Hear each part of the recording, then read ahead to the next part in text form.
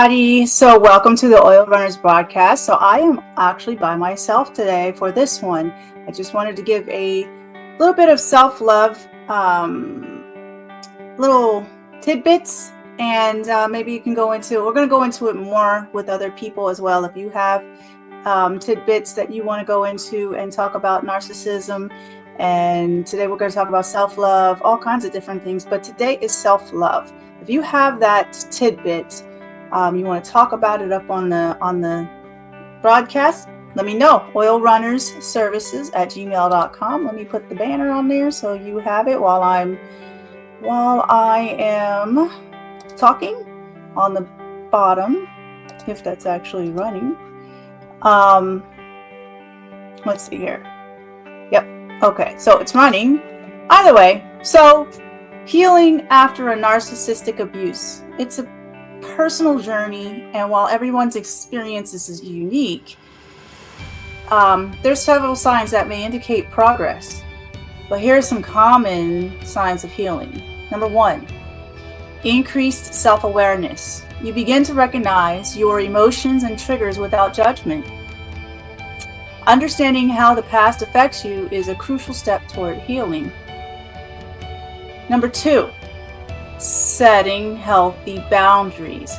Boundaries are so good, and I thought that they were bad in the past, and they're so hard at times. I finally figured it out too, but that's where you become more comfortable saying no and asserting your needs.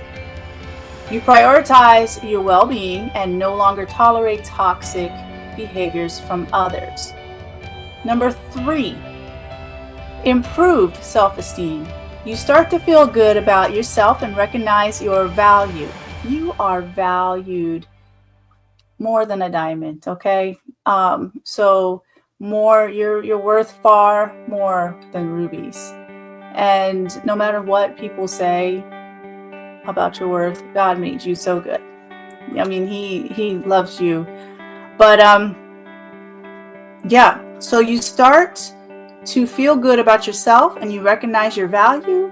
A shift in self-perception leads to self-compassion and kindness.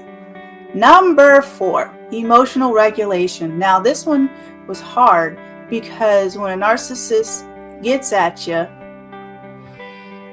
they tear up your whole life. I mean, your nervous system is shot, everything. It just goes cuckoo for Cocoa Puffs, okay? So you have to really find that peace, and it takes a long time to do, but having a good foundation, people that actually do love you, and it's kind of, you're not going to recognize it at first, but once you start getting into all these one by one, because it does take time and energy and efforts and consistency, you have to put it into practice. It's going to mess you up every time. Sometimes, being involved in different, you'll notice it in different things, but you put it into practice every time that you go through. Okay, so during that thing, you find it easier to manage your emotions rather than being overwhelmed. You can process feelings such as anger, sadness, or anxiety more effectively. Have a cup of coffee or tea. I mean, doing something for you. Number 5, rediscovery of interests. You begin to engage in hobbies or activities that you may have neglected. Reconnecting with your passions is a positive sign of healing. For me, I had to come back to Alaska. I mean, my whole life, I've had friends that were narcissists, whatever it was, it didn't matter. They were there.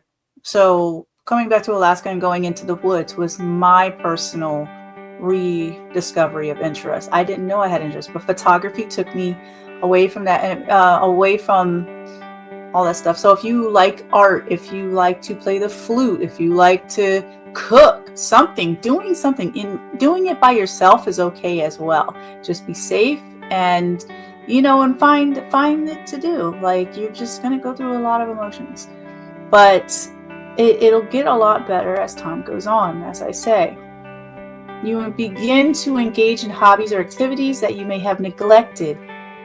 Reconnecting with your passions is a positive sign of healing. Okay? Number 6, stronger relationships. Your relationships improve and you attract healthier, supportive connections, like I said before. You become more discerning about who you allow into your life. Not everybody's meant to be in your life, okay? Some are meant to stay, some are meant to go, some are meant to stay for a moment. You just have to know, but keep them at the boundary. That's where the boundaries come in. And make sure you don't beat around the bush. Don't let people beat around the bush on things or even speaking. Just point blank, period. Here's what it is. Bing, bang, boom. Pow, and it's just a lot easier on that end. I mean, yeah. Now, number 7 is a little bit of a messed up one, but you're going to have reduced fear of abandonment. While feelings of insecurity may still rise, you feel more secure in relationships, understanding that you are worthy of love and respect. And you can have your dignity. You get your dignity back. Number 8, ability to trust again. Now that I'm still technically working on. I trust God, and then I don't trust what God's judgment is. That's for me. I don't know where you're at with God, or if you believe or not. But either way, trust is in that. Trust is for everyone. So for me, trusting in God, knowing that He hasn't left me in all these situations, but trusting who He places in my life, that helped me. So, but ability to trust again. You gradually rebuild trust in yourself and others.